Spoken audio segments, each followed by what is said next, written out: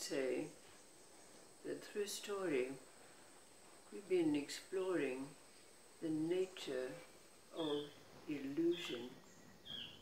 But in this time of great change and confusion, there's an allegory that enables a question to be asked of us. And it's the story about a young man called Hamid.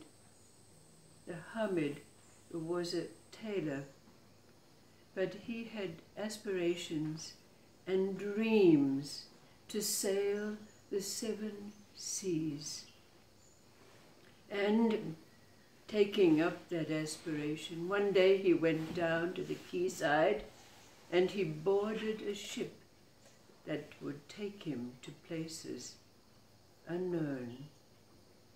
But as it happened, a storm came up and the ship foundered, and Hamid found himself washed up on a far distant beach. Now sitting in the sand, wondering what would become of him, his hand happened to feel something in the sand by his side. And as he dug, he took out what seemed to be encrusted with some kind of sea creatures, and he thought perhaps this was something that he could eat, maybe some kind of oyster. So he took from his waist the pair of scissors that was always on a thong around his girth, and he prized open what he thought was the shell. But to his very great surprise, there was a huge roaring sound, and suddenly before him the apparition of a great dev, a great demon, appeared. And the demon shouted, "Who is it that disturbs my sleep of 1,000 years? I'm going to destroy you." Now Hamid was very afraid, but he begged for his life. "I'll give you anything, I'll give you anything, but save my life." So the dev asked him, "What will you give me?" And Hamid thought to himself of the thing that was really of great value to him, if he ever had it. And he said, "I'll give you a gold piece." Ah, the dev laughed. "What good is money to me? I have no use of money." So Hamid asked him, "What then can I give you?" And the dev said, "I want your soul." Now Hamid was not about to give up his soul, and he knew instinctively or inwardly that the dev could not take his soul. It had to be given. So he remained silent.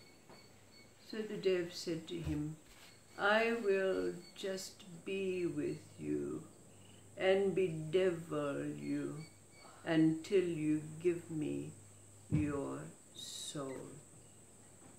And so what could Hamid do? He had to rise up and move from there, and he did. He made his way until he came to a great city. The dev had made himself invisible, but of course Hamid could sense his presence. But as Hamid entered the town, it so happened that a carriage came down the road on which he was walking, in which the princess of the realm was being carried. And just as the carriage came nearby to Hamid, the princess dropped her golden purse out onto the road. The dust flew to almost cover it, but Hamid had seen what had happened, so he went to retrieve what had been fallen, and he found that it was this golden purse. But just at that moment, the princess had sent back her servants to see what had happened to her purse, and the servants saw the golden purse in Hamid's hand and said, I see you, you stole our princess's purse. And so guards were called, and they took Hamid away and threw him in a dungeon, awaiting trial. Now, Hamid was languishing there, and all he was given was water and some stale bread. So he became very, very thin and wan. And then the demon appeared before him and said, "Look at you, look, what use is your soul to you now? Give it to me now." But Hamid was not about to give up his immortal soul, and thinking very quickly to himself, he thought of the most unlikely thing that would ever happen. So he said to the Dev, "I will give you my immortal soul when I marry the princess of the realm." And so the Dev said, "Consider it done." So the very next day, an old woman who had viewed the scene of what happened on the road and heard that Hamid, an innocent young man, had been incarcerated, she went to the judge and she told the judge the story. And so the judge said, "I hear you, and I will see that justice is done." So when Hamid was brought up for trial, the trial judge knew the story, and Hamid was peremptorily released from his bondage. But he had to make a living somewhere. He knew that in the palace he couldn't find a job as a tailor. But he was able to obtain a job in the kitchen, in the scullery, chopping vegetables and so forth and so on. But he was very adept. He was a very personable young man, so it wasn't long before he worked his way up the ladder and found himself serving at the tables of the emperor and his family. But as an aside from this, perhaps we've had our own personal experience, but we certainly know many stories of how a creature, an animal, or a bird comes unbidden to us. And so it was with Hamid.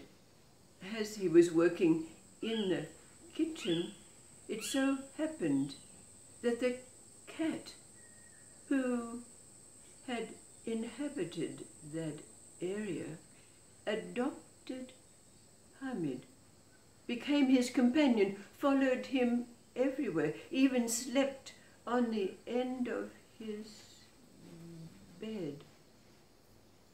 But back to our story, Hamid served on the tables of the emperor and his family.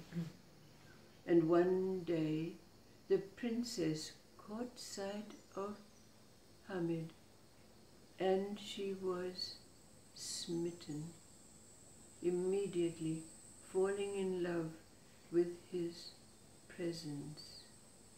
Now, the princess was about marriageable age, and the emperor was looking for a suitable husband for her. But the princess told her father that she was in love. She was in love with the servant who served them food, and she would marry no one else. But of course the emperor was aghast. How could he wed his beautiful daughter to a servant? But the emperor found what he thought was a suitable husband for her. But when the time came for the wedding to be arranged, the princess fell down in a swoon and was not able to be revived. Now the emperor was beside himself with worry. He called all the physicians, soothsayers, magicians, but no one could rouse his beautiful daughter. But she had already stated that she would not wed anyone other than Hamid. So what could the emperor do but call Hamid to him and say, "If you waken my daughter, you can have her hand in marriage. If you do not, then your head will be lopped from your shoulders, because you are the reason that she is in this state." Well, Hamid said, how could it be me? I only have ever viewed the princess once when her carriage went by. The emperor got angry and insisted that Hamid do what he was asked to do. So he went over and bent over the princess's form and touched her on the forehead, and she awoke. So all that could be done was for the wedding to be arranged. Well, of course, the demon, had been waiting, and at the very first opportunity, he confronted Hamid and said, now you will give me your soul." But Hamid said, "We have not yet wed." But of course the demon said, "I can't wait."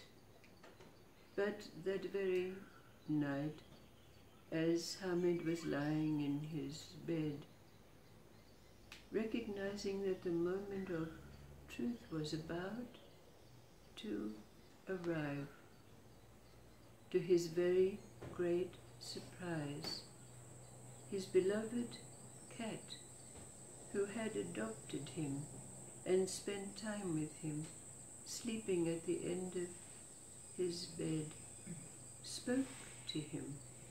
To his great surprise, the cat said, "Master, do not be worried. I will take care of this." And Hamid said, how can you do that?" The cat said, "Do not be concerned. Just speak the words that I tell you to speak." And so it happened. After the nuptials had taken place, and although invisible to everyone else, the demon appeared to Hamid. Now it is time for you to give me your soul." Hamid indicated that they should go into an anteroom, a small chamber, and so they did. And Hamid said to the demon, "I don't believe, as you have said, that it is you who has arranged all this. I believe it was my own destiny. my own kismet, I don't believe that you have any magic. The demon was very angry. I can be anything. Oh, said Hamid, then can you be a mouse? Instantly, the demon transformed into a mouse, and in that moment, the cat, who had been hiding behind a curtain, came and gobbled up the mouse. So Hamid knew that he was released from bondage. He was free of the dev, the demon. We know the rest of the story. They lived happily ever after and had many sons. But if we dive deep into our psychic cauldron, our psychic crucible, where all of the sacred symbols and archetypes and characters dwell, we can perhaps recognize what the dev, the demon, represents psychically for us. Maybe our doubts and our fears. But then the question that arises out of this allegory is, what for us does the cat represent? That which comes unbidden, uncalled for into our life. It is the grace that releases us from bondage. If we translate it into doubts and fears, then it releases us from the slavery of that which has bound us. Doubt and fear. What say you? What does the cat represent for us in this allegorical story? The saving grace,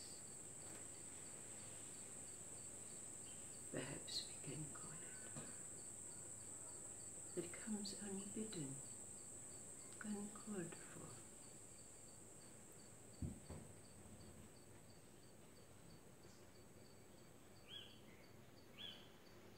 What does the cat represent in this